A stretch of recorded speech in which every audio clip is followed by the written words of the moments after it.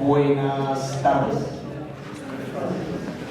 Es, como siempre, un acto heroico poder venir a este lugar, a un evento en la Universidad Nacional, en medio de lo que está pasando hoy, esta semana, este año, en el país. Entonces, por eso siempre estamos muy agradecidos y es muy bello realmente ver tantas personas porque pues entendemos que realmente es muy difícil. Bienvenidos al segundo encuentro de egresados de estudios literarios.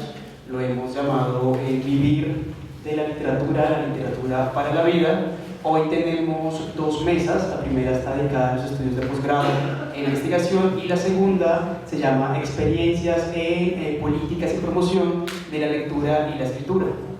Para dar apertura a este evento que hace parte de la conmemoración de los 35 años del departamento. De hecho, para quienes sean un poco más jóvenes, el primer encuentro de egresados se celebró con los 30 años del departamento, ¿no? Y fue también muy bonito, porque creo que fue acá mismo, o en el acá al lado. Entonces, para iniciar el evento, queremos invitar al profesor Jorge Rojas, quien va a dar unas palabras de bienvenida.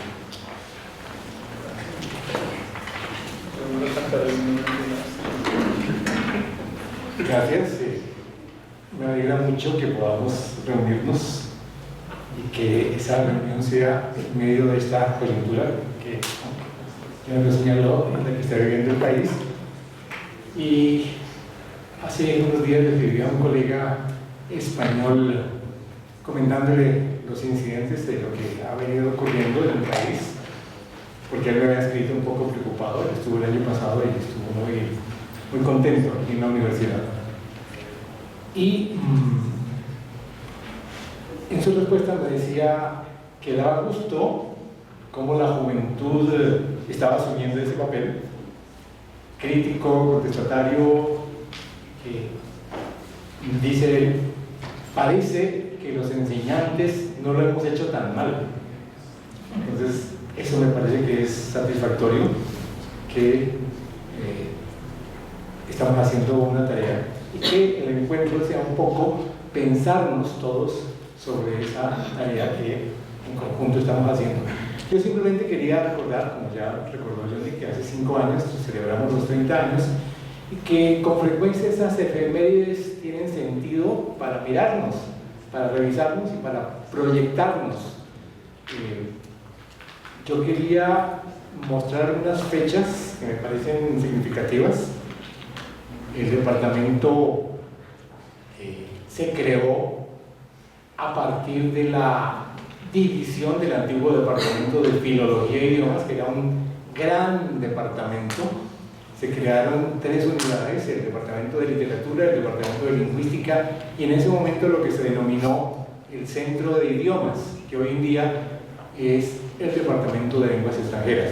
Pero lo que yo quiero subrayar es que ese departamento tenía secciones y una de las secciones era la sección de literatura y esa sección fue consolidándose en la medida en que definió un quehacer propio de la disciplina. Cuando yo entré a estudiar en esta universidad no existía obviamente el departamento de literatura y menos la carrera de estudios literarios. Yo estudié español y filología clásica porque, siempre lo cuento, era la carrera que más cursos de literatura tenía, entonces era como la opción. Ahora, a partir de esa consolidación de lo que era la antigua sección de literatura, se creó este departamento que desde su principio, y como lo dice el subtítulo de la revista, tiene 3 grandes líneas, ¿sí? Teoría, historia, crítica, y creo que hemos sabido responder a esa misión que nos propusimos.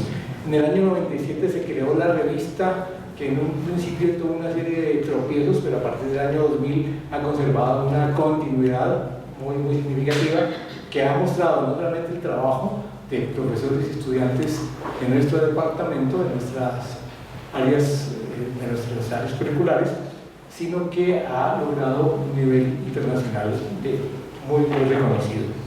En el 2004 se creó la maestría que comenzó su sus tareas en el 2005 con 28 estudiantes y hoy tenemos una cantidad significativa de egresados, que algunos de ellos han venido a la reunión de hoy.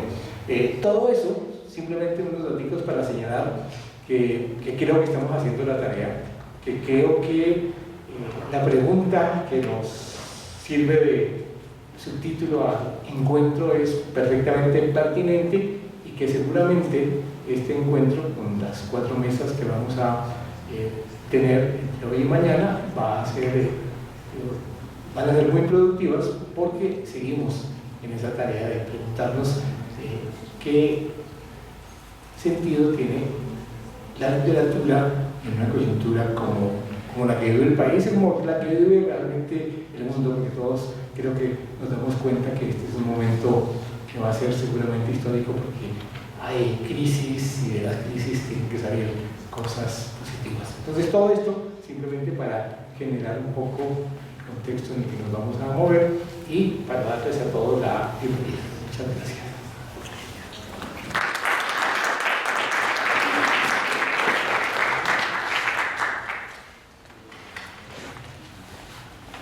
Sí, esto tiene un poco quizá de bandera, pero no lo tomen así. Ahora, palabras de la profesora Patricia Trujillo.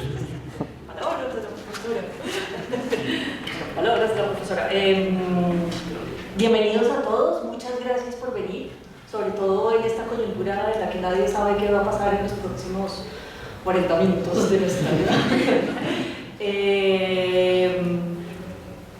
Bueno, este encuentro lo veníamos planeando desde comienzos o desde el primer semestre del año y es fruto de una preocupación continuada en el departamento de establecer un diálogo entre los estudiantes y las personas que fueron estudiantes del departamento y que son egresadas ahora y tienen una experiencia de vida que compartir, ¿sí? Comenzamos pues con una iniciativa de los profesores, pero muy pronto hubo un grupo de estudiantes mismo, los 2 representantes estudiantiles ahora del comité asesor, Juan Diego Trujillo y Miguel Tavera, Natalia Alzate, que es parte del Consejo de Literatura, de Estudiantes de Literatura, Jonathan Barra, que está aquí con la cámara y que es becario del departamento, que quisieron hacer parte de la organización del encuentro y ellos ayudaron a pensar el encuentro con también el Consejo de Estudiantes de Literatura. Entonces este es un esfuerzo conjunto entre profesores y estudiantes y yo lo celebro precisamente porque se trata de un espacio de diálogo en el cual podamos compartir no solamente el vivir de la literatura, es decir, las experiencias profesionales con traumas o sin ellos, con traumas y felicidades, pues, porque también pues, hay felicidades, sino la literatura para la vida, es decir, qué significado tiene para uno después de que sale de estos 4 o 5 años de estudiar literatura, o en el caso del posgrado 2 años o 2 años y medio, de estudiar literatura, de leer intensamente, qué significado sigue teniendo la literatura. Es pues un encuentro que no es solo para los egresados o un diálogo entre egresados, sino también un diálogo con los estudiantes, con los profesores del departamento del Puerto Rico, ¿no? Que somos varios acá. Muchas gracias por asistir. Muchas gracias a las personas que mencioné anteriormente, al grupo de estudiantes y a John Martínez, que es el coordinador del evento y sin cuyo trabajo no habríamos podido hacer el evento. Y también quiero dar un agradecimiento al equipo del edificio de posgrados que permite pues, que estemos todos acá, que nos va a dar tintico ahora en el intermedio. Bueno, entonces la palabra la tienen los miembros de la mesa.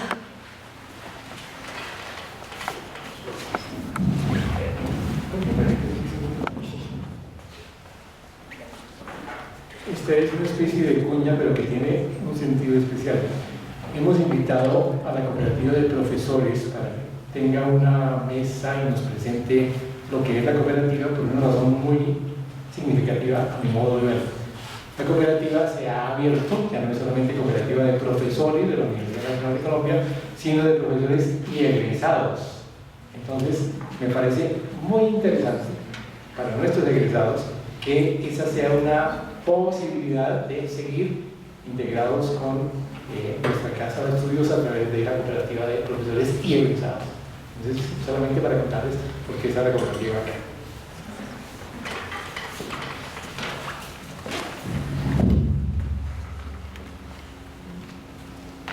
Eso sí es mucho mejor. Bueno, entonces empezamos con la primera mesa del encuentro titulada Estudios de Posgrado e Investigación. Tenemos a 3 egresados, un cuarto egresado está en camino, por las dificultades en las entradas pues no ha podido todavía ingresar, esperamos que llegue bien. Y pues nada, esta mesa está pensada básicamente para que nuestros ponentes participantes compartan sus experiencias con estudios de posgrado en otras universidades, por ejemplo, o en otras áreas disciplinares distintas a los estudios literarios. Entonces, yo lo único que voy a hacer es darle la palabra a cada uno y pues cada uno charlar. Yo sé que la cosa parece muy formal porque tenemos cartelitos con nombres y todo, pero realmente no lo es, ¿no? Es más un diálogo y un acto de compartir con ustedes. Después tendremos un tiempo para las preguntas. Empezamos bueno, creo que en este mismo orden. Vamos a empezar entonces con Carlos Fino. Si quiere, coja ese.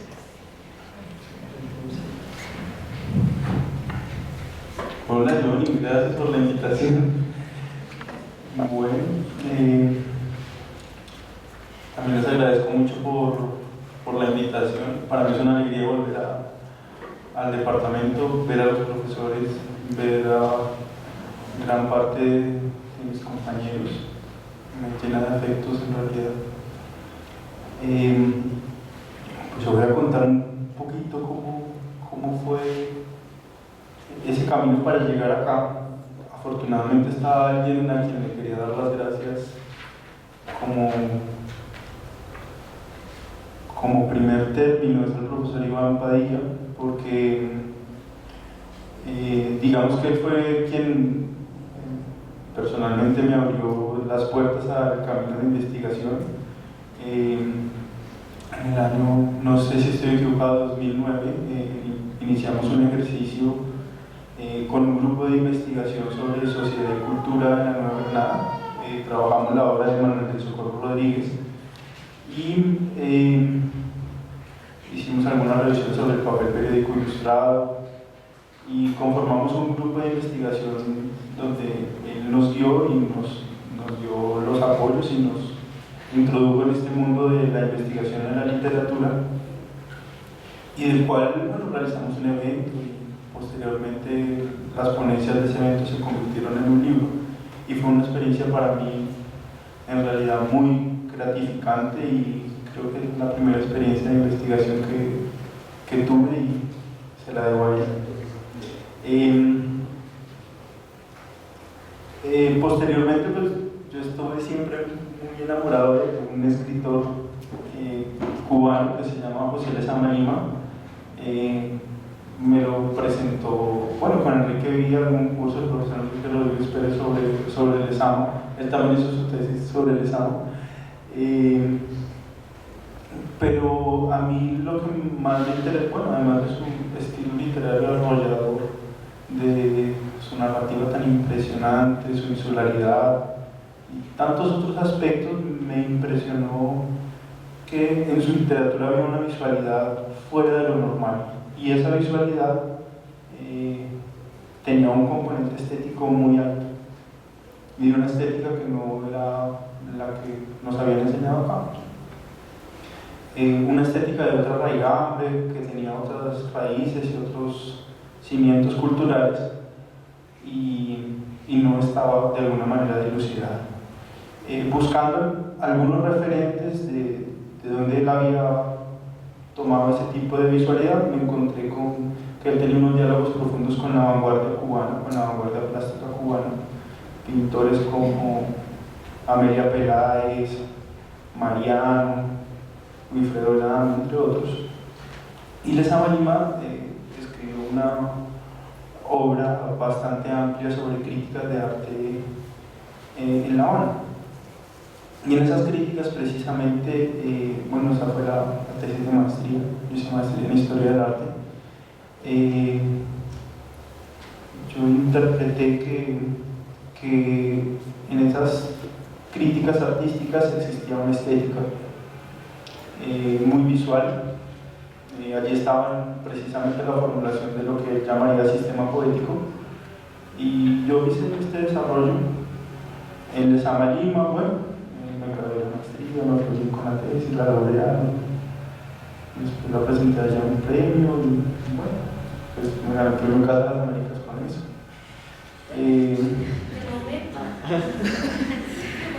Bueno, no tuve suerte, la verdad, pero la verdad yo nunca pensé que llegara allá. Estaba más interesado en realizar la tesis de mi programa, etc. Pero lo interesante, digamos, de ese avatar, de ese camino, fue pues, que construí, o pude construir un método distinto para la estética. La estética tiene dos métodos generalmente grandes. Uno es un método deductivo que parte de un sistema filosófico inmenso, y a partir de allí se deduce, de ese sistema grande, se deduce lo que debe ser la estética para ese sistema. Ese es el caso, digamos, de Hegel, es el caso de Kant, es el caso de casi toda la estética filosófica del siglo XVIII. Y hay un método que es inductivo, que es el método, por ejemplo, que usa Taine, que usa Walter Pater, entre otros, que es a partir del estudio de las obras artísticas o de las obras literarias, inducir una estética de un momento. Yo me imaginé otra posibilidad, que es a partir de la crítica, y ahí me inventé otro método también, que es que hasta ahora estoy, bueno, con el doctorado terminando de entender qué fue lo que hice, que es un tipo de análisis del discurso distinto. Yo a esto lo llamé análisis teórico del discurso crítico, y es poder analizar precisamente los conceptos dentro de la crítica de las artes, para de allí poder, de otra manera inductiva, formular una teoría estética. Y bueno, eso después vino como en una admisión automática del doctorado. Los profesores de mi facultad no me quisieron dejar ir a otro país, me dijeron que me quedara a trabajar con ellos. Y pues ahora estoy dedicado, bueno, ya terminé mi tesis en estética del modernismo latinoamericano, que es básicamente lo mismo que hice con el Lezama, solo que amplié un poco el campo de estudio, no solamente a la crítica de arte, sino al periodismo cultural en amplio, y a deducir una teoría estética, o unas teorías estéticas o conceptualizaciones estéticas, precisamente de este gran mar de textos. Bueno, yo voy hacia allá porque pues nuestra carrera es bien disciplinar, y eso es algo que lo agradezco mucho. Sin embargo, la naturaleza de la escritura no es tan disciplinar ya en el contexto un poco más real, ¿no? Porque autores, por ejemplo, como José Martí, sí hicieron literatura, hicieron críticas literarias, pero también hicieron crítica artística, textos políticos, es decir, una gran cantidad de géneros discursivos y de áreas de conocimiento, y la literatura de ellos se puede explicar en gran medida gracias a todo eso que ellos escribieron. Mis estudios de posgrado me ayudaron precisamente a ingresar en esos otros campos de conocimiento y a entender que allí podría estar gran parte, no todas, pero sí gran parte de las explicaciones de lo que ellos escribieron literariamente. Y pues esto se adosa también a otra necesidad que tiene que ver con la necesidad del americano de hacer conciencia de lo que hace. Nosotros, y esto no solo pasa en literatura, pasa en bastantes áreas del conocimiento, aún seguimos muy autocolonizados porque seguimos entendiendo la literatura latinoamericana, y las expresiones de la cultura también pasan en la historia del arte con referentes teóricos solamente europeos, que muchos de ellos pues no conocieron América Latina ni sus expresiones ni nada, y que nosotros a veces de una manera un poco extraña continuamos, no sé, por ejemplo en mi área se ve mucho que estudian la Candelaria con Walter Benjamin, no dice, pero Benjamin no escribió nada sobre la colonia, qué pasa acá, y esto es algo que es muy común en mi facultad, la Facultad de Artes, pero se ve precisamente por la necesidad, porque no está de una manera tan fuerte la teoría latinoamericana. Entonces, bueno, yo los quería sobre todo incentivar a que, pues desde la literatura, porque yo no me he ido de la literatura, o sea, sigo estudiando artistas, escritores, literatos de América Latina, pero desde otros ángulos o lugares. Y la invitación es precisamente a que puedan ingresar un poco más en ese otro campo, porque los escritores lo permiten, ir más hacia la interdisciplinaridad y darnos cuenta que las aproximaciones hacia la escritura de ellos no tienen que ser del todo literarias. Estos otros campos pueden colaborar. Acá está Gabriel y a mí me encanta que él haya hecho sus trabajos sobre Arguedas. Yo leí mucho Arguedas antropólogo y yo creo que él sin la antropología tampoco se podría explicar muy bien, pero son otros campos de conocimiento que han nutrido precisamente a estos escritores. Bueno, lo último es que precisamente esta nutrición de campos de conocimiento me ha ayudado a ganar otras 2 becas en investigación y literatura. Esto ha sido extraño porque pues ahí es donde les gusta. Pues también me he ganado otras becas de artes, pero bueno, ha sido como una alegría que precisamente el Instituto Distrital de Arte y a sus jurados pues hayan generalmente calificado estos proyectos que han sido estética del modernismo bogotano 1 y 2, precisamente en el periodismo cultural de ellos. Uno el primero fue sobre Pongo, Alberto Urdaneta, entre otros, el segundo fueron sobre las revistas culturales, pero creo que lo que más les interesó a ellos fue precisamente el hecho de buscar una estética a partir de ese periodismo cultural que en su gran mayoría está inédito. Bueno, también uno se pone como en un reto porque, bueno, cuando uno va a revisar, por ejemplo, las obras completas de José Martí, ellos son muy viciosos y a él sí le han publicado todo, y con edición crítica, etcétera, han publicado todo su periodismo cultural. Acá en Colombia nosotros tenemos muy poquitos autores a los cuales se les ha publicado su obra completa. En realidad, ¿no? La obra completa de Rafael Pombo están las fábulas y los poemas y algunos otros pequeños relatos, pero Pombo tiene un periodismo cultural que yo puedo calcular que son 40 tomos de obra, porque lo que él escribió es impresionante, y de solamente se ha hecho una pequeñita compilación que publicó Lumen, donde no hay más de 100 páginas. Yo calculo que él escribió más de 4.000. Bueno, y dentro de otros tantos, ¿no? Sí tengo ahora como la completa seguridad de que estamos en un país en donde ofrecen muchos campos para la investigación y hay mucho material donde se ha escrito muy poco o de una manera, sí, muy poco profunda sobre muchos autores, y es precisamente porque tenemos problemas en los archivos, porque tenemos problemas en la edición de estas obras completas y porque hemos solamente leído a los autores desde una sola faceta.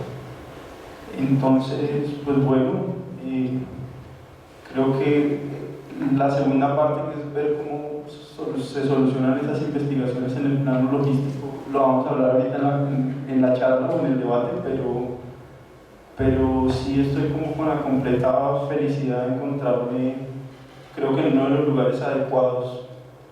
Yo a veces pienso que escribir otra tesis sobre el Quijote, bueno, tal vez uno pueda decir algo distinto, pero enfrentarse a 700, 800 libros, artículos, expertos investigadores, uno no va a poder decir algo nuevo. Sin embargo, cuando uno se enfrenta a los textos de acá que tienen muy poca fortuna crítica, generalmente sí lo que se puede aportar es nuevo y en muchos casos fue lo primero.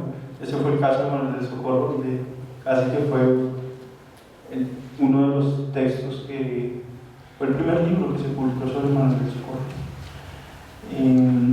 Entonces hay un gran potencial acá en Colombia y en nuestros archivos. Vale, Carlos, muchas gracias. Carlos me hizo caer en cuenta una cosa chiquita antes de darle la palabra a Valeria, y es que yo hablé al principio de presentar la mesa solo de los estudios de posgrado. La otra parte de la mesa es la investigación, y el caso de Carlos es interesante porque es como la investigación lleva a los estudios de posgrado también, ¿no? Y nos lleva a otras posibilidades disciplinares. Ahora, dos de los ponentes no pudieron asistir el día de hoy, Cristian Villanueva y Rodrigo Bastidas, no van a poder llegar. Rodrigo, pues por las dificultades al ingreso de la universidad, pues porque está bastante difícil. Entonces, pues el diálogo lo sostendremos acá igual nosotros y con el público, ¿no? Es la idea. Seguimos entonces con Valeria Verón. Hola, esto para mí es un poco avasallador y desconcertante porque hace relativamente muy poco estaba ahí. O sea, yo me gradué el año pasado. Entonces, al escucharlos ahora ustedes, pues siento que ya han construido un caminito y pues yo apenas estoy como en el impulso de la construcción del camino. Y me acuerdo que cuando yo estaba en el pregrado hubo un evento, pero era como las experiencias laborales de los egresados. Y pues yo estaba ya sentada y yo veía a estos chicos acá y yo decía, no, ¿qué va a pasar cuando yo esté allá? ¿Yo qué estaré haciendo? ¿Cuál será mi futuro? Y ahorita es como ese momento y es como, ok, está bien, aquí estoy, y aún no sé, pero voy en esas. Yo pues, me gradué el año pasado y pues estoy terminando la maestría en escrituras creativas acá en la universidad. Y pues es raro porque cuando uno entra a estudiar literatura, pues primero pues es porque uno supongo que es una persona sensible porque no le va a dedicar 4 o 5 años a estudiar la escritura.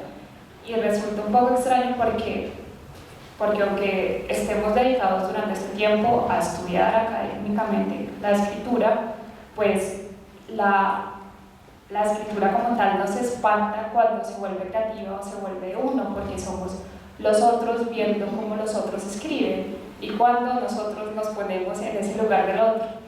Y pues yo me comencé a interesar, pues no, la mayoría de mis compañeros escribíamos y eso, pero pues uno no se lo tomaba tan en serio.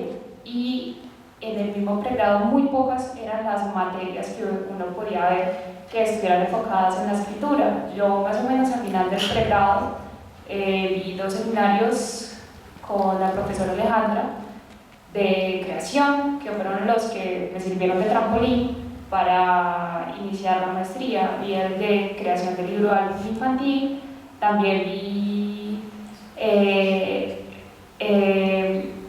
creación de novela con la profesora Alejandra y pues vi la posibilidad de encaminarme hacia la creación, hacia la idea de que es posible, digamos, que te enseñen a construir una obra. Bueno, pues no existe la fórmula de construir una buena obra, ni crear una novela bien, pero más o menos la idea de la maestría es que hay unos parámetros o algo así como para generar esta unidad. Como es algo súper volátil, pero más o menos te lo diseñan, te ayudan, te crean una guía. Y bueno, una vez uno está en el pregrado, pues tiene las opciones de o ver las materias como opción de grado, pues hacer su tesis, o iniciar de una vez la maestría, y pues yo me tiré de una a la maestría y comencé a hacerla. Y uno entra y realmente entramos demasiados a la maestría, como por año, somos 30 y no es como que un montón de escritores, pero bueno, acá estamos. Y muy pocos son de estudios literarios, o sea, éramos 3 de cuando entré. Había ingenieros, economistas, diseñadores, y yo me preguntaba como, pero, o sea, uno todo este tiempo dedicado a la lectura, ¿por qué le tiene tanto miedo a la escritura? Y pues claro, ¿cómo no? O sea, entre más cerca tú estés de una disciplina, te vuelves más consciente de lo serio y lo difícil que significa la construcción de una obra. Entonces, pues es aterrador decir como, no, yo voy a construir una obra. Pero siento que eso es tanto la ventaja como la desventaja que uno tiene al estudiar estudios literarios. Porque ese miedo lo aleja a uno, pero al mismo tiempo tú entras y tienes pues yo considero que es una ventaja grandísima, porque la mayoría de las personas no dedicaron esos 4 o 5 años a leer seriamente, a leer juiciosamente. Entonces, pues para mí es inevitable, o sea, al momento de tú escribir algo, saber por qué estás escribiendo esto, qué significa esto, quién escribió antes que tú esto, y porque pues cada uno de ustedes hablan ya más que yo, que todo tiene una función, y este escritor si escribió esto tiene su lugar en el mundo, tiene toda su ubicación, y si uno lo comienza a hacer a la loca, pues se vuelve más difícil, o se vuelve un poco como liviano. Y yo creo que uno, teniendo el pregrado en estudios literarios, pues ya no tiene esa liviandad, sino que tiene la capacidad de construir cosas que son serias, o pues no, pero son conscientes de que no lo son. Bueno, y cuando uno ya entra a la maestría, pues también entra un montón de choques, porque pues uno viniendo del pregrado, pues todo es muy riguroso, muy académico, muy teórico, tienes el canon en la cabeza, y entras a la maestría y eso no sucede allá. Aún no está eso ahí, y pues las personas pues comienzan a escribir como todo a la loca, pero pues tienes tus profes que te ayudan más o menos a encaminarte en ese mundo de la escritura y de la construcción de un texto.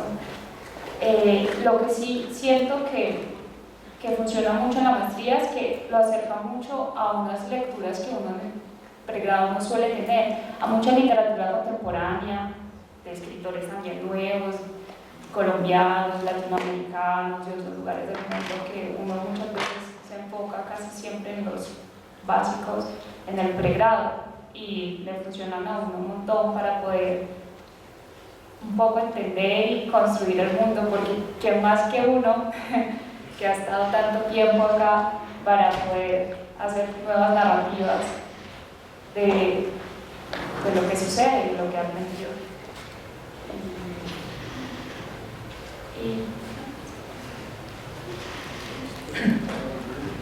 Listo, gracias Valeria. Yo creo que lo bonito que ustedes van a ver yo me estoy tomando la palabra porque somos pocos, entonces puedo hacer intervenciones entre cada uno. Una de las cosas bonitas que ustedes van a ver en cada una de las mesas es que van a convivir personas que llevan bastante tiempo ya, bueno, bastante, pero llevan un buen tiempo después de la carrera, y personas que llevan también un poco, como es el caso de Valeria, y ver eso abre el abanico también de posibilidades de los campos a los que se dedican los egresados, ¿no? Entonces, bueno, como tercer participante tenemos a Gabriel Rodas. Le doy la palabra. Hola, muchas gracias. Yo creo que, digamos, un poco para continuar con lo que han hecho los compañeros y ofrecer como unas perspectivas distintas, pues no voy a hablar de mi experiencia en investigación en el sentido del contenido de la investigación, sino un poco mi experiencia profesional como investigador y estudiando afuera. Yo me gradué en 2006 de la carrera de literatura acá, y después de trabajar un par de años haciendo promoción de lectura, fui a hacer una maestría en Estados Unidos. Regresé, trabajé unos 4 años en el Instituto Caro y Cuervo, como lo llamaban co-investigador, o sea que era un investigador subordinado a otro investigador, algo así, en ese entonces. Pero bueno, había relativa autonomía, y después hice un doctorado también en Estados Unidos. Entonces mi experiencia de investigación ha sido en primer lugar en el Caro y Cuervo y en segundo lugar en la Academia de Estados Unidos, y esa experiencia es un poco de la que quería hablar. La pregunta con la que yo nos había convocado tiene que ver con las habilidades que nosotros habíamos adquirido en la carrera, que nos habían servido, y que otras cosas se escapaban de los límites de esa enseñanza de pregrado. Una de las para entender un poco cómo eso, digamos, la formación que nosotros tuvimos nos ha servido, o me sirvió a mí, pues, en mi experiencia en Estados Unidos, hay que pensar en la diferencia en cómo se piensa el estudio de pregrado allá y acá. O sea, el estudio de pregrado allá es muchísimo más, pues es más corto, y tiene unos ciclos que no son disciplinares, que son como 2 años, es decir, que al final lo que ellos estudian disciplinarmente es muy poco tiempo. Es decir, que no son disciplinares, es que alguien que quisiera estudiar una carrera de humanidades, en todo caso, durante 2 años sigue viendo matemáticas, otro tipo de cosas, y solo muy tarde terminan escogiendo unas disciplinas, entonces tiene un peso mucho menor. Mientras que nosotros tenemos una formación disciplinar desde el principio, y desde el principio con mucha exigencia. Entonces, esa exigencia, más allá de qué temas se cubren o incluso que se trabaje en la literatura, esa exigencia en el trabajo textual le da a uno como muchas ventajas cuando se está enfrentando un posgrado allá, en el sentido en que uno es capaz de leer textos que generalmente allá son textos que solo se leen en posgrado, uno ya está familiarizado con ellos. En el caso particular de nuestro departamento tenemos pues varias materias de teoría, entonces uno no se asusta la primera vez que lea un postestructuralista o un filósofo, o incluso si uno tiene que leer textos de sociólogos, de historiadores, uno tiene esa capacidad de leer. Yo no sé cómo está orientada, cómo se ha configurado la carrera ahora, pero cuando yo estudié la carrera había una gran continuidad entre lo que se enseñaba disciplinarmente y el trabajo académico. Es decir, de hecho, hasta el punto que había como muchas quejas de muchos estudiantes que estaban buscando que hubiera más énfasis o más voluntad de pensar que las posibilidades profesionales de los estudiantes también estaban en promoción de lectura, en educación, etc. Entonces, esa continuidad en mi caso, que estaba buscando ser investigador y que estaba buscando una carrera en la academia, fue una gran ventaja. Pues, supongo que un poco injusto pues, con quienes en ese entonces buscaban otras salidas, pero en mi caso sirvió muchísimo porque salía uno digamos, ya formado, ya encarrilado muy en un pensamiento académico, y eso le daba a mí me dio, tanto en la maestría como en el doctorado y en el Caro y Cuervo, pues sentirme muy cómodo con los retos propios de un trabajo académico. Sin embargo, y esto no es tanto un límite de la carrera, sino creo que en general de cualquier pregrado, y es un poco natural, una de las cosas que uno aprende cuando termina la carrera es que incluso esa carrera académica, a pesar de esas continuidades, es laboral.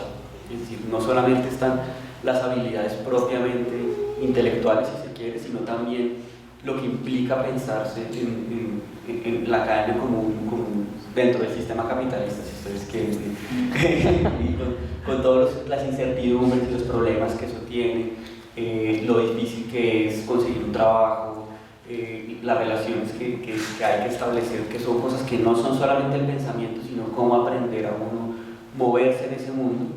Eso fue un aprendizaje que yo tuve que hacer pues, por mi cuenta. Y digamos, en otros países, digamos, en Europa creo, pero en Estados Unidos hay un énfasis mayor en pensar profesionalmente la academia también como un sistema de buscar trabajo, de relaciones, de digamos, los congresos como lugares para que la gente se vincule, etc. Por supuesto hubo, en mi experiencia en Estados Unidos, hubo muchos choques, bueno, culturales en general, por supuesto, con uno u otro país, pero de culturas académicas que tienen que ver con cómo funciona la academia en Estados Unidos. Y la primera diferencia que lo cambia todo y lo transforma todo, las dos diferencias que lo transforman todo, pues es que es un país muy rico y un país muy grande.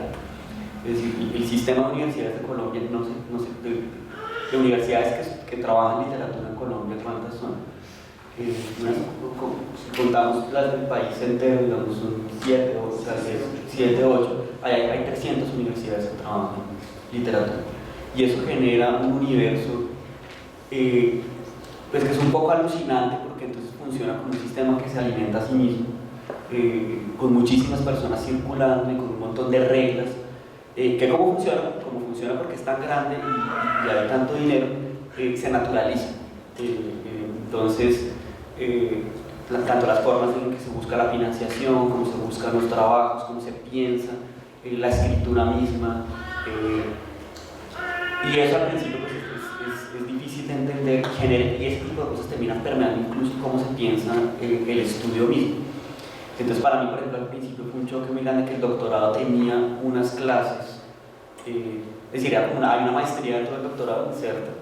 Y eso implicaba pues, ventajas, como que no había que tener ya una investigación, un proyecto de investigación formado para entrar en el doctorado, pero también una carga de trabajo muy grande y una sensación de estar postergando un momento de investigar muchísimo, como varios años. Eso podía ser psicológicamente muy grande, digamos, como muy difícil de manejar, pero sobre todo, digamos, la gran diferencia es que la academia ya como funciona en un sistema tan grande, termina volviéndose como una especie de mundo paralelo al resto del mercado laboral.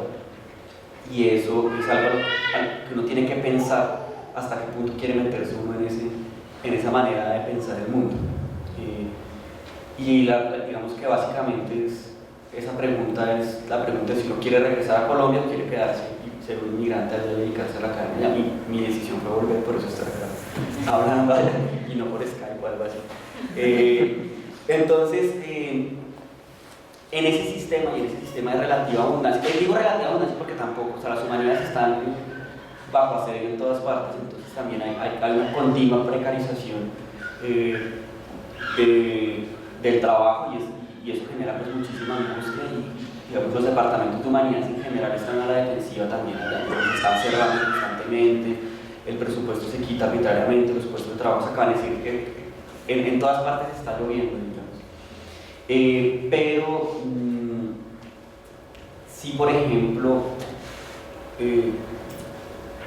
la manera como se piensa la escritura, para mí al principio fue un choque porque digamos, las clases la gente decía cualquier cosa y yo decía, bueno, pero acá, o sea, ¿dónde está el rigor? Digamos, en la carrera de literatura tenemos como un énfasis muy grande como en el trabajo textual, el manejo de fuentes secundarias, en conocer los debates muy bien para intervenirlos. Y al principio a mí me parecía que allá no, o sea, que la gente decía cualquier cosa. Y yo decía, no puede ser esto.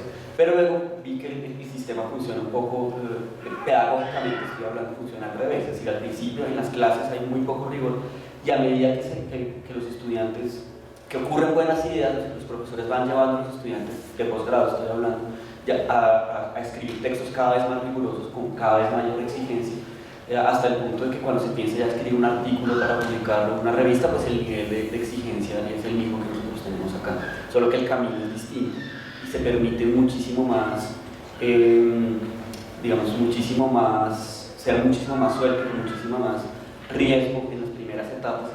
Esto también es producto, creo yo, de la abundancia material, es decir, que hay más condiciones de posibilidad para la gente de estar mucho tiempo sin estructurar algo que funcione, porque tienen pues más recursos.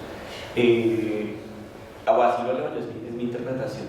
Esto para decir que no es que en nuestra academia hay un problema con respecto a eso, sino que las diferencias en cómo se enseña, en cómo se escribe, en cómo se piensa laboralmente son producto de los lugares, las sociedades en las cuales están operando los sistemas universitarios.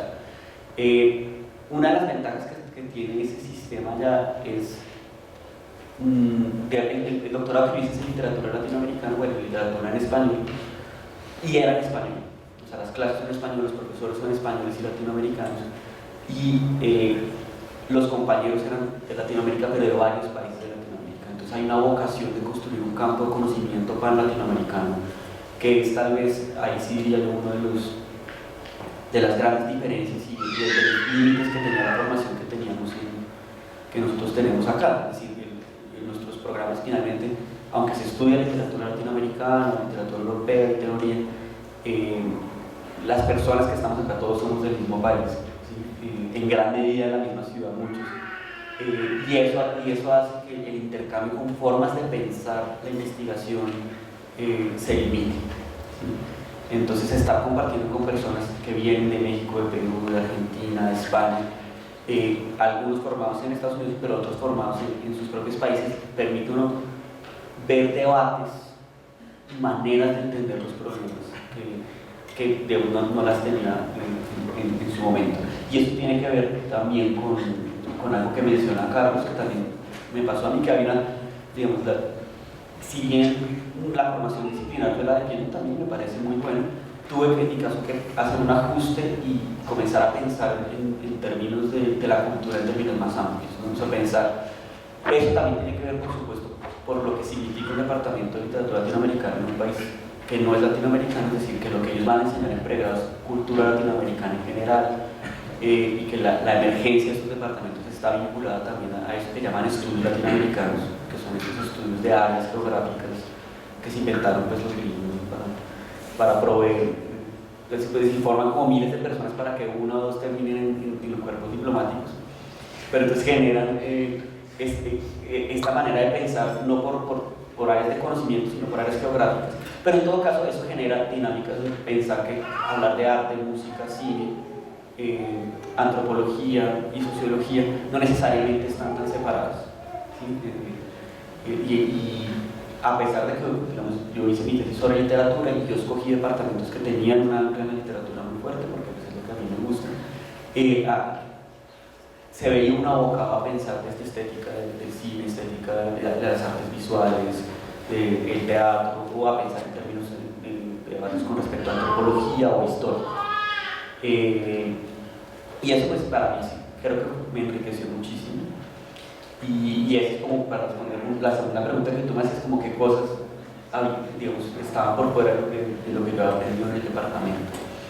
Pero digamos, esto no es para decir que es un problema del departamento, sino que creo que es más bien el tipo de cosas que siempre ocurren entre un pregrado y un posgrado. Porque ya en la enseñanza de pregrado que yo observaba que ocurría ya, en todo caso era muy disciplinar. O sea, en todo caso se enseñaba el canon literario latinoamericano a los estudiantes que están en el pregrado. Entonces, un poco mi experiencia, yo podría decir que tiene mucho que ver con esa conciencia de que el pensamiento sobre la literatura y el pensamiento académico sobre la literatura ocurre en infraestructuras que están en sociedades puntuales y con posibilidades puntuales. Entonces, hacer un posgrado es enfrentarse no únicamente a la profundización de un problema estético o literario, sino a las condiciones de posibilidad para concurrir la investigación. Y en eso también retomo lo que dice Carlos, por ejemplo. O sea, cambia muchísimo hacer una investigación sobre el Sahara o sobre Arguedas, que tiene ya todo un aparato crítico construido, unas obras publicadas, cuando hay que empezar por construir el campo, hay que empezar por construir la red de intercambio de conocimiento, es decir, que son cosas que cuestan dinero. Entonces, por supuesto, en nuestros países ocurren más lento. Digamos, cuando hablamos de las 7 o 8 universidades, digamos, construir revistas que sean leídas por cada persona requiere un esfuerzo, hacer congresos donde la gente pueda ir y pueda contactarse requiere un esfuerzo que también es económico. Entonces, volver a Colombia es también ser conscientes, para mí, eso es como el llamado a no pensar los conocimientos que se producen en otros lugares como simplemente actos en abstracto, sino que tienen que ver con dinámicas institucionales, materiales, y que también implican relaciones de poder, digamos, entre los países, ¿sí? O sea, los países que tienen más dinero para hacer universidades con una infraestructura muy grande también terminan imponiendo formas de distribuir el conocimiento, y entonces eso es eso genera ciertas preguntas, ¿no? En el caso, por ejemplo, ahora, una de esas cosas laborales cartísimas que uno tiene que enfrentarse como investigadores con ciencias, que es como lo opuesto a pensar, pero en gran medida, gran parte de lo que es terrible de Colciencias es que Colciencias, los funcionarios de Colciencias, no sé por qué las políticas de Colciencias terminan intentando construir modelos para regular el conocimiento académico que imitan soluciones que se hicieron en Estados Unidos, que tienen unas condiciones muy distintas de circulación del conocimiento a las que nosotros tenemos. Entonces, como estar en Estados Unidos y ver cómo es cuando eso funciona, en todo caso, hace uno preguntarse si ese es el camino, digamos, a seguir. Y si es el camino, si hay que hacer ese tipo de formalización de la investigación, pues hay que pensar cómo ocurre. Entonces, todo ese tipo de cosas, un poco quería contar entonces mi experiencia de todo lo que no es mi tema de investigación, sino todas esas otras cosas que son de esa transformación de ser un estudiante de literatura que está pensando pues, en teorías literarias, en la estética, etc., a comenzar a ser una persona que estás investigando ya como parte de un mundo que también tiene esos aspectos laborales. Creo que con eso lo dejo ahí para ya posteriormente las discusiones. Bueno, yo hago parte de ese grupo que se llama Mamados de Colciencias y he ido a un par de seminarios que ya hemos realizado, que lo que señalaba Gabriel es cierto. Colciencias sus políticas tienen como referente la academia estadounidense y gran parte de la academia europea, pero no solamente, o sea, hay otro problema que es que no está pensado para las ciencias humanas, sino para las ciencias duras y para la tecnología. Y en ese sentido, pues sí nos piden cosas muy extrañas, ¿no? Como hacer parte de bases de datos de ciencia donde no hay una revista literaria, que es extraño. Cuando nos miden los indicadores de los papers es como tienes que estar en Scopus, y acá muy pocas revistas están en Scopus. A mí me han pasado cosas muy raras con Colciencias, ¿no? Como, por ejemplo, me he ganado premios nacionales de periodismo cultural y esas publicaciones que hace el Ministerio de Cultura no las vale Colciencias. Es rarísimo, ¿no? Y tiene muchos inconvenientes el problema de la indexación del conocimiento acá en Colombia. Pero es sobre todo porque, bueno, yo lo entiendo de cierta manera. Un poco he estado charlando mucho de esto con Santiago Castro Gómez, y él dice que esto es una forma de autocolonización que es jodida, que tiene que ver con la burocracia. Hoy sabemos que el 14% del presupuesto de Colciencias, solamente el 14% del presupuesto se ejecutó este año. ¿Y por qué no se ejecutó el resto? Pues por todas esas trabas burocráticas. Pero esto es una estrategia también del gobierno para decir, si solo ejecutan el 14, pues el otro año no les vamos a reducir el presupuesto. El asunto es así de fácil. Y ahí es por qué nosotros entendemos por qué nos ponen tantas trabas para poder inscribir un artículo, indexar un libro, entre otras cosas, y que además no nos vale ningún premio nacional ni internacional. A Colciencias no le importa eso. Que es bastante grave. Entonces los investigadores sí tenemos problemas de mundos paralelos, de una burocracia que no entendemos y que no está diseñada efectivamente ni para las ciencias humanas ni para las artes. Yo por fortuna hago parte de un grupo de investigación que es el único grupo en artes que es A1 en el país, que es la máxima calificación de Colciencias, pero nos ha tocado sacarnos sangre de los dedos para poder hacer eso. ¿Y eso qué significa? Bueno, significa que efectivamente de los 60 o 70 productos que tiene el grupo, nos valen 30. Y es muy difícil colocar un producto en Colciencias. Bueno, además de todos los inconvenientes. Pero es que Colciencias también funciona, o sea, la calificación es una parte, y a partir de la calificación tú puedes acceder a presentar proyectos de investigación según la calificación para que te den montos.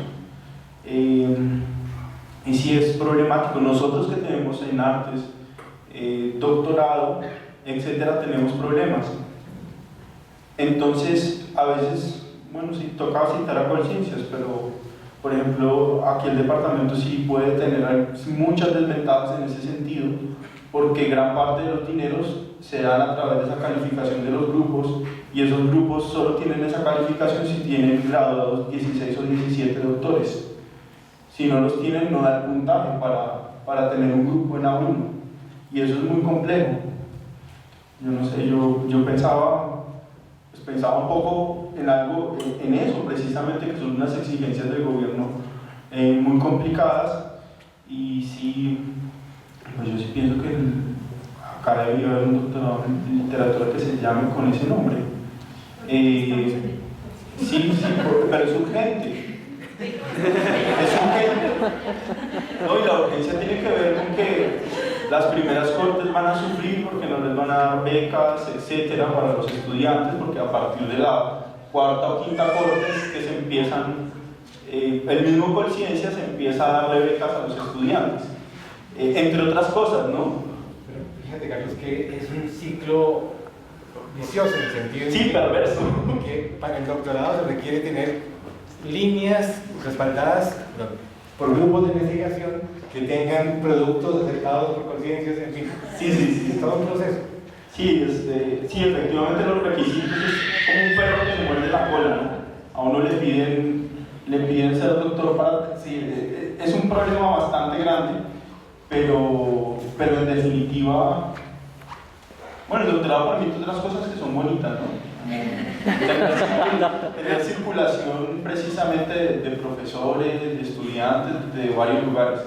Pero sí tenemos un problema con Colciencias que es bastante grave, que nos toca sentarnos a la mesa, porque nuestros empleadores directos va a ser prácticamente Colciencias, bueno, a través de las universidades o a través de los centros de investigación, pero a ellos son a los que le están dando el presupuesto de ciencia y tecnología del país, y sin ellos las bolsas, o sea, vamos a terminar siempre peleándonos la única beca que da IDARTES de investigación en literatura, que es una beca que es un estímulo, porque es precisamente eso, es un estímulo. De esa beca uno no puede vivir, porque no se puede vivir, con 20 millones no se puede vivir en un año y hacer la investigación, con eso te mueres de hambre.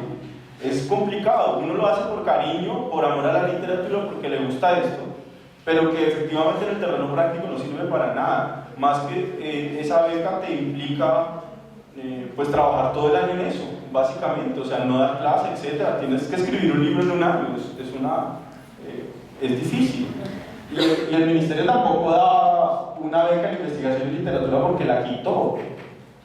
Entonces, a veces un poco digamos la referencia de la universidad. Yo me parece que sí está un poquito más mejor parada en ese asunto.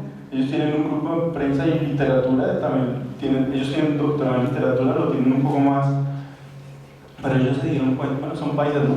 Se dieron cuenta que tenían que funcionar como con ese sistema, y su doctorado lleva un poquito más, a pesar de que el pregrado no sea tan en formación en literatura, ¿no?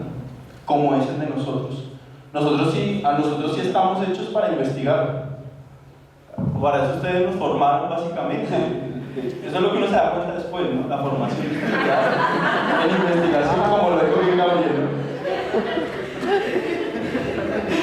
Sí, pero digamos, o sea, yo pienso que, como hablas con respecto a lo que dice Carlos, pero sí hay que hacer un plantón, hagamos un cacerolazo con ciencia.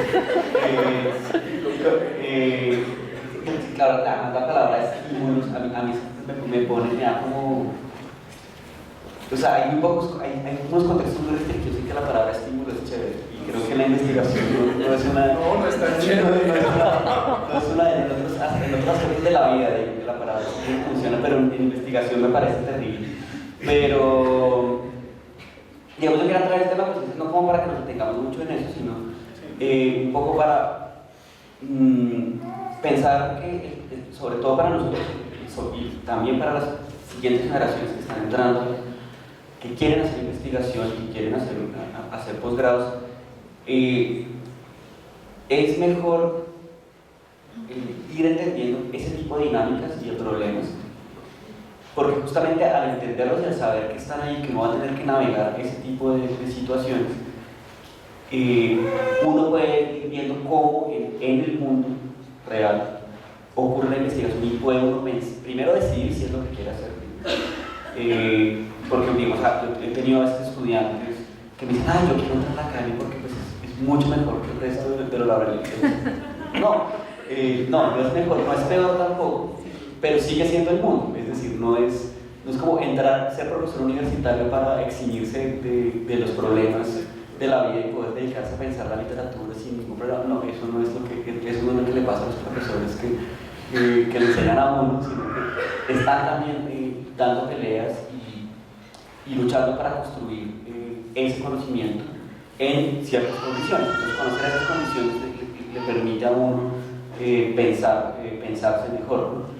Es como, digamos, es un poco como la gente como si uno quisiera hacer cine porque le encantan las imágenes y contar historias con imágenes, pues cuando hacer cine en gran medida es también pensar en conseguir el presupuesto para hacer cine y gestionarlo, hacer proyectos, y un poco eso termina pasando también con la academia. También pensar que la academia es en primer lugar un conjunto de instituciones que es entrar a esas instituciones y en la mayoría de los casos entrar a la investigación en literatura es también pensarse en uno mismo como docente, es decir, que la academia es también enseñar y es también enseñar con todo lo que implica el mundo de la enseñanza, con todas las cosas buenas y con todas las cosas complicadas de estar en instituciones de enseñanza, que finalmente las universidades son centros de enseñanza y uno es profesor la mayor parte del tiempo.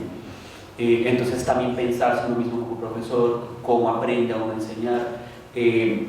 Nuestras carreras no son carreras en las que haya como una licenciatura, en las que haya una práctica de eso. Y en ese sentido, bueno, en eso no, en el caso por ejemplo, no una diferencia o una ruptura con el posgrado, en el sentido que todas las personas que llegamos al posgrado teníamos esa misma deficiencia con respecto a no habernos enfrentado a un salón de clase como 100 profesores de ese salón de clase y entonces uno tiene que desafortunadamente aprender sobre la marcha qué tipo de profesor puede ser uno. Hay gente que tiene más suerte que otros en el sentido de tener un profesor mentor que le dice, no, mira, hace esto, una clase se hace así, los estudiantes empiezan así, pero bueno, es algo que para uno gozárselo también les tiene que gustar. A mí me gusta enseñar, pero entonces cuando se piensa en ser investigador de literatura, lo más probable y lo mejor en la vida es también pensarse como profesor, porque hay más trabajo así. Ser solo investigador y vivir de estímulos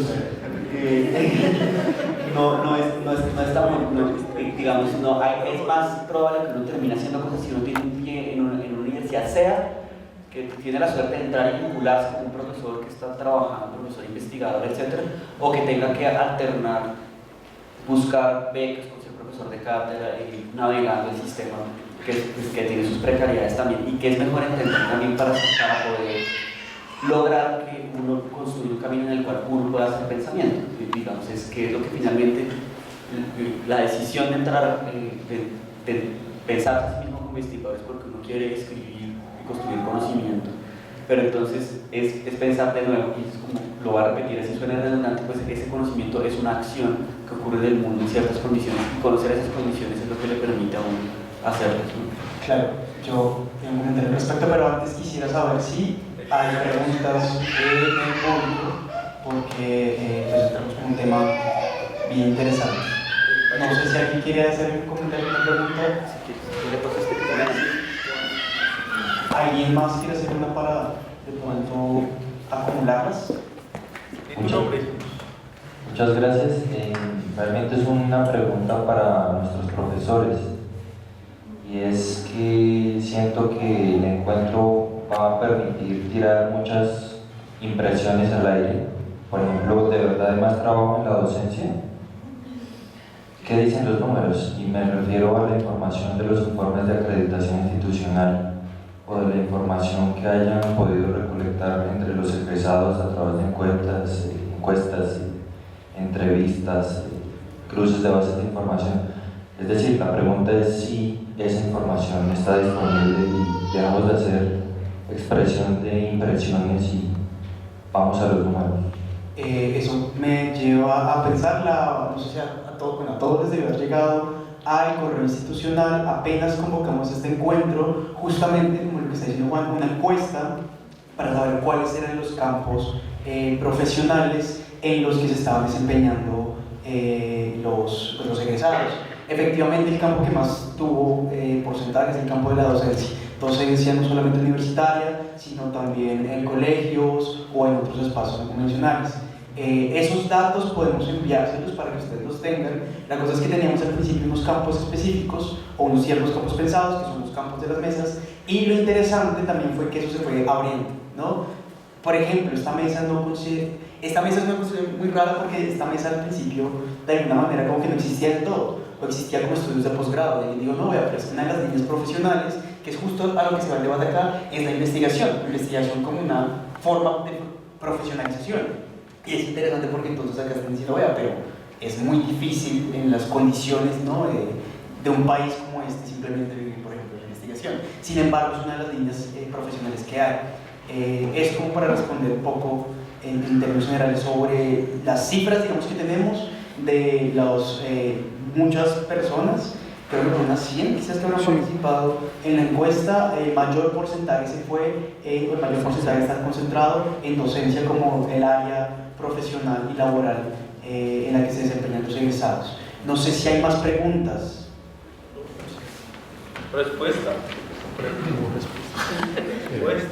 Bueno, no, en términos estadísticos, ¿esto funciona? Creo que... ¿Sí? ¿Suena? Ya, ahora sí. Bueno, en términos estadísticos yo no tengo la respuesta ahora.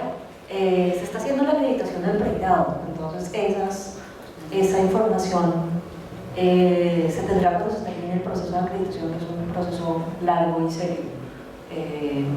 Y mientras tanto tenemos este tipo de encuestas, o bueno, pues la encuesta que dio origen el encuentro de egresados. Yo quería simplemente recalcar un par de temas que aparecieron en las intervenciones de Carlos y de Valeria y de Gabriel para como ampliar el debate, si queremos. Carlos, en su descripción de su trayectoria investigativa, resaltó algo que pasa mucho con los egresados del pregrado en literatura, y es que uno estudia 4 años de literatura, pero sus inquietudes intelectuales no se circunscriben estrictamente a la literatura, ¿no? Sino que son, no, pues es que es normal, porque la literatura lo lleva a uno a pensar en la historia, lo lleva a uno a pensar en antropología, lo lleva a uno a pensar en sociología, y lo lleva a uno a tener esa angustia de, ay, yo no sé nada de música, ¿no? De historia del arte, de otras áreas de conocimiento. Y uno de los fenómenos que pasa con los egresados, o con nuestros egresados, con la gente que yo conozco desde la época que estaba estudiando, que conocí después mientras estaba dando clase, es que se da la libertad, y eso es importante, de cambiar de disciplina en los estudios de posgrado, ¿no? Carlos no es nuestro único egresado importante en el área del arte, ¿no? Tenemos un egresado que es experto en museografía y que es ahora el director de la maestría en museografía en la Universidad Nacional, y tenemos una excelente crítica de arte que está trabajando en Brasil, que es Julia Buenaventura, ¿no? Y ese tipo de datos. Tenemos 2 historiadores muy reputados también. Una de ellas es Nara Fuentes, ganadora también de un premio o de varios premios de historia, en investigación de historia. Gente que ha hecho maestrías en filosofía y se ha dedicado a la filosofía o ciencia política, etcétera, etcétera. Entonces esa es otra, digamos, es una de las particularidades del pregrado. Entonces si alguien quiere compartir experiencias de ese tipo, es chévere. Con las dificultades de cambiar de disciplina, que es algo que tenía en común la intervención de Carlos en el término de las dificultades y de las posibles ventajas que tenía estudiar literatura con la de Valeria, ¿no? Pues porque Valeria no cambia necesariamente de disciplina, es literatura, pero es otro tipo de ejercicio, ¿no? Y Gabriel también hablaba de otro tipo de dificultades, y es que uno puede estudiar literatura aquí o en Estados Unidos, es distinto, ¿no?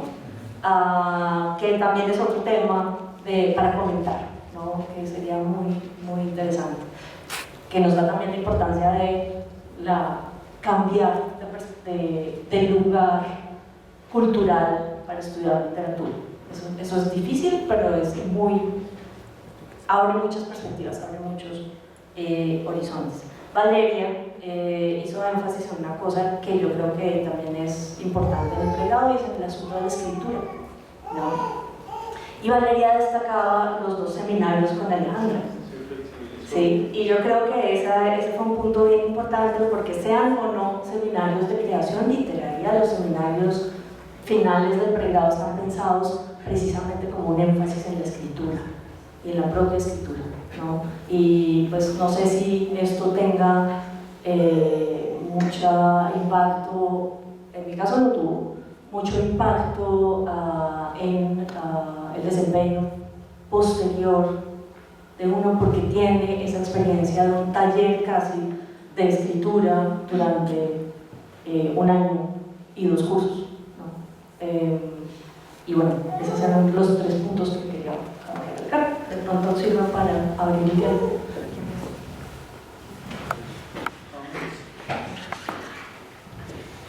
Bueno, pues un gusto escuchar esas experiencias. Yo sí, digamos, tengo la inquietud acerca de pues, lo que es la escritura como tal. Y pues me parece muy valioso que pues, Lynn como Valeria esté aquí contándonos cómo ha sido, digamos, enfrentarse a eso, ¿no? Porque pues en la carrera básicamente es muy teórica, ¿no? Es mucha lectura y pues no hay tanta preocupación por la escritura, aunque digamos de cierta forma uno independientemente se sigue preguntando por eso, ¿no?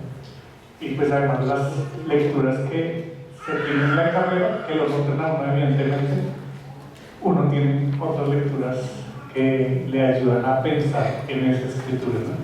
Si me hubiera gustado como que hubiera una mesa dedicada como que a lo que es la creación literaria, porque si pienso que en el departamento pues hay gente que tiene esta preocupación y la mantiene a lo largo de toda la carrera, ¿no?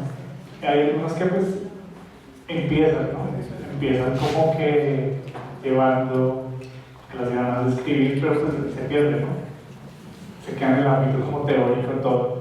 Pero pues el hecho de trascender ya a una maestría en escrituras creativas, pues como que bueno, profesionalizar el ejercicio, y pues me parece muy valioso que esté aquí contándonos eso. Sí, yo tenía una cosa que decir que no sé si de pronto nos pueda dar también como una reflexión también de cierre, pero todo esto lo podemos seguir hablando fuera, y que tiene que ver justamente con lo que acaban de decir, y es que los 3 mencionaron de maneras distintas cómo se habían tenido que enfrentar a formas de escritura o a repensarse todavía la escritura, porque hay que pensar también que no solamente el que se dedica a hacer una novela o un libro de cuentos o un poemario está escribiendo, el que está haciendo crítica de arte también tiene que volver a pensar cómo escribo esto, como lo escribo también en el siglo XXI después, ¿no? De una tradición de creatividad muy grande, el que quiere dedicarse a ser ensayista también, el que quiere hacer un libro de crítica literaria. Todas estas son formas de escritura, ¿no? Y de alguna manera son cosas que uno aprende en el pregrado, y al enfrentarse con una experiencia en posgrado vuelve a tener que pensar en todo ese proceso. Entonces, no sé si de pronto con eso, preguntándoles cada uno cómo fue el proceso de volver a pensar la escritura, ya sea en una universidad distinta, donde también hay procesos de escritura a veces un poco medio mecánico, no mecánico, pero así como de producción en masa, a veces quizás, ya veremos, esto se dirá, o en un acercamiento distinto a la producción literaria o en la crítica de arte. Si nos pueden dar una reflexión chiquita, y con eso podemos cerrar la mesa y vamos a tomar tinto y a seguir discutiendo eso. ¿Cómo fueron los procesos de volver a pensarse la escritura en cada parte? empecemos con Valeria, que creo que estamos cercanos a eso mismo justamente, y ya está.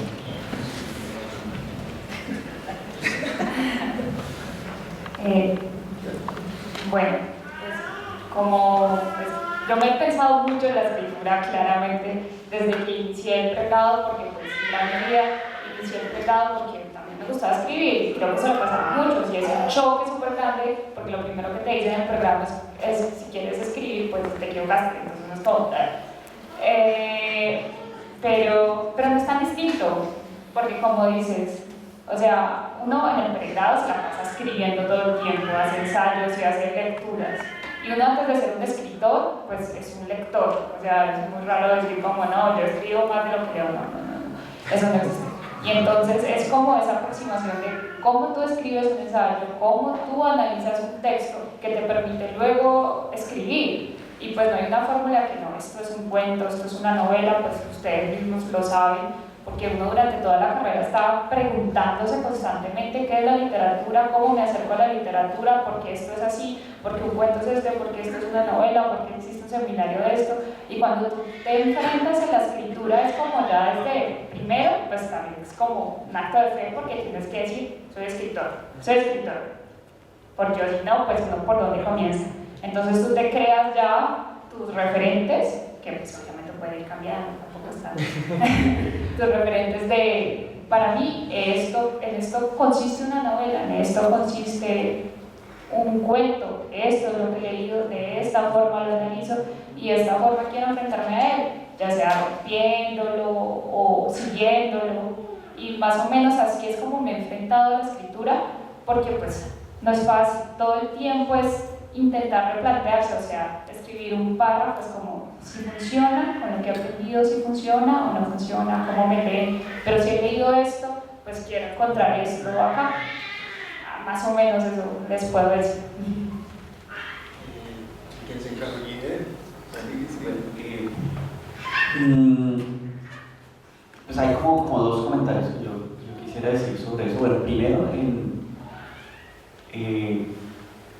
cuando yo estuve de 2002 a 2006, sí había en el departamento como una cultura de hostilidad a lo que ahora se llama escritura creativa, que me parece innecesaria y que creo que fue muy perjudicial para mucha gente. Creo que eso ha cambiado para bien. Y digamos, esa hostilidad no estaba en las experiencias de posgrado que yo tuve, era mucha gente que escribía y si bien no eran programas de escritura creativa, que también los hay, en general había un ambiente de muchas personas que estaban haciendo ambas cosas, que yo llamo como anfibios, es decir, que se piensan a sí mismos como poetas, novelistas, cuentistas y también como académicos, y eso en general es muy apoyado, digamos, como se recibe con mucha felicidad pues, que haya gente así. Siendo pues en todo caso posgrados pues, muy exigentes en la escritura académica y por lo tanto pues, eso le genera tensiones a las personas que quieren hacer ambas cosas. El segundo comentario, voy a citar a Fernando Vallejo, que dice una frase, no es una frase célebre, entonces por eso no la es simplemente escribir en un pregado, en general.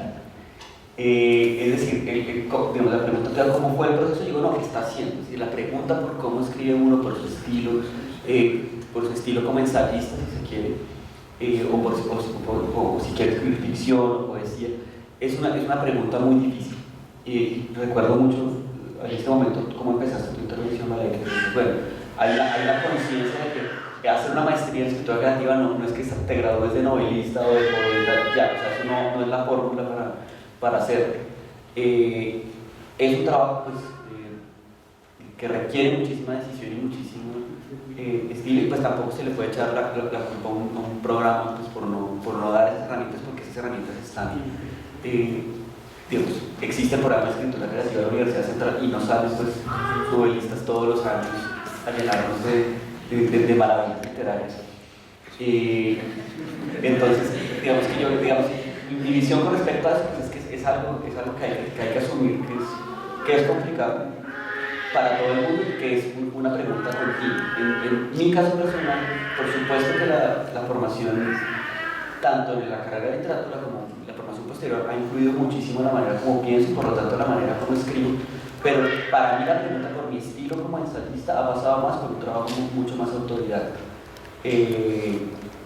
o por un trabajo de diálogo mucho más personal y que ocurre por fuera de las instancias formales de enseñanza, o sea, de las clases o las evaluaciones, etcétera, sino pues mucho más con amigos, con pensarse, con leerse, con generar redes de gente que lo lea uno. Tengo entendido, pero pues tú podrás hablar mucho más de eso, que eso también es el valor, uno de los valores de las maestrías en escrituras creativas, es decir, no solo los talleres de escritura, sino los grupos de personas que se leen, de amigos, digamos, que se colaboran en ese tipo de cosas.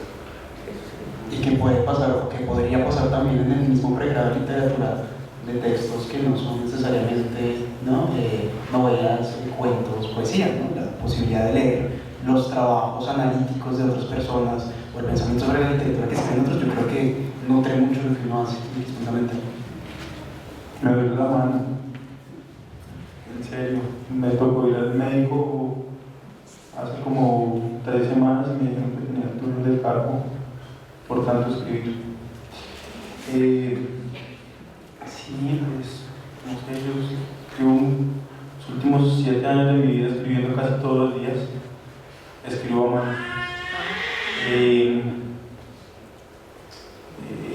Hay algo, yo tuve como suerte, tuve un profesor cubano, mi tutor doctoral, que fue el mismo con quien hice la tesis de maestría. Tengo una anécdota un poco chistosa. Un día nos pidió exámenes, bueno, era una materia que era crítica de arte, nos mostraba un cuadro, teníamos que hacer un texto, yo lo escribí, lo entregué, me fui, y me dijo, Carlos, tú ya no tienes nada más que aprender de esta materia, pero si no mejoras tu letra te pongo C. Me lo dijo frente a todos los candidatos de doctor y me sentí súper apenado. Y me dijo, al otro día tienes que traerme un cuaderno ferrocarril, una pluma y un tintero y hacer las planas que yo te diga. Y si no llenaba el cuaderno, pues no pasaba. Y bueno, esa fue efectivamente. Pero pues gracias a eso, lo descubrí para mí, ¿no? La escritura a mano.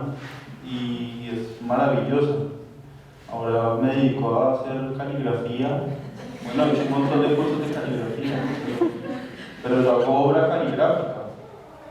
Eso es lo último que he estado haciendo, la expongo, la vendo por allá en galerías, acá en Colombia y por fuera, y es chévere. Pero sí, mi relación con la escritura es un poco pornográfica en realidad, porque tiene que ver como con esa sensualidad de la mano y los materiales. Yo soy enamorado de los papeles, de las tintas, de las plumas y de hacer experimentación caligráfica a un nivel artístico. Pero a pesar de que lo que yo siga escribiendo sea ensayo, ¿no? O sea, algo netamente argumental y más estética que es supremamente teórico. Pero sin embargo en este tipo de escritura hay unos niveles creativos que están en otras partes, que están en otras cuestiones, como en lo que empecé a hablar, que es precisamente la innovación está en de qué manera diferente vas a ver esos textos, ¿no? ¿Cuál es tu propuesta de investigación? Ahí está la creación en la investigación. Y hay una parte de creación que es muy grande en la investigación. Sí, la escritura, yo entendí, después de leer a varios teóricos, que escribir es una forma de pensar, que muchas veces hablando, bueno, eso dicen los psicólogos, que no hablando puede resolver ciertos problemas, bueno, por lo menos entenderlos y después resolverlos, pero escribir es más efectivo que hablar, porque a uno la escritura lo obliga a construir esquemas de pensamiento, y esos esquemas de pensamiento sí tienen que ver mucho con la coordinación, con el ritmo que le lleva a uno la mano y el cerebro.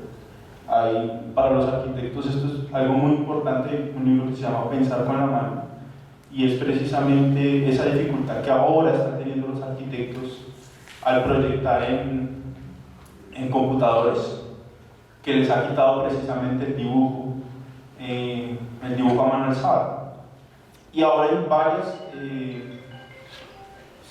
departamentos, escuelas se llaman de arquitectura, que están volviendo precisamente al dibujo a mano, porque eso les mejora los procesos cognitivos a los estudiantes.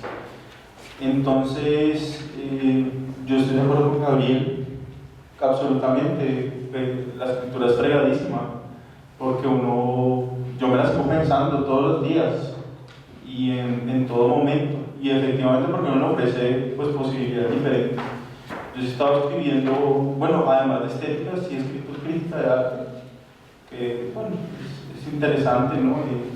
Uno tiene cierta facultad como con las palabras para poder expresar lo que ve, que no lo tienen muchos artistas, entonces eso es una ventaja que, con eso hablábamos con William, ¿no? con William Rosas, director de arte, sí, que William López Rosas, sí, que nosotros sí tenemos una ventaja como en ese sentido y que gran parte de los críticos buenos de arte han sido literatos. Eso es una particularidad. Claro, hay que hacer algunas divisiones ahí, etc. Pero bueno, yo espero seguir siendo, yo me considero escritora si no sea creativo, porque yo también considero que el ensayo es un tipo de escritura. Cuando fui a recibir el premio Casa de las Américas, a uno lo tratan a uno como un escritor. Yo dije, ay, no, yo vengo aquí a estudiar una cosita, pero no, a uno sí, para los cubanos eso es muy claro. Ustedes son escritores, el ensayo es una parte de la literatura, eso no está separado de como uno acá a veces lo piensa, ¿no? Pero para ellos sí lo tienen muy claro. Y bueno, ¿no? Se dice esa mentira que tú también te estás diciendo, se tiene que empezar a asumir como escritor, toca decirle a la casa, mamá, soy escritor, o sea, ¿qué hiciste? Si ya es un problema estudiar literatura y a uno le dicen de qué va a vivir, etcétera, y después sale uno con que conciencias es una carajada. No, la mamá está preocupada, a uno le tiene que decirle por lo menos esa mentira a la mamá de que efectivamente uno es escritor, ¿no? Entonces, yo se la digo a diario, ella no me cree, pero bueno, seguimos en eso, ¿no? De eso se trata. Bueno, esa fue la pequeña intervención sobre la escritura creativa en el encuentro. Con esto pues damos cierre a la primera mesa dedicada a los estudios de posgrado, la investigación y pedacito de la escritura creativa. Pueden seguir haciendo preguntas y charlando sobre esto en el café que tenemos afuera y volvemos en unos 10 minutos para la segunda mesa dedicada a las políticas de la promoción de la literatura. Muchas gracias.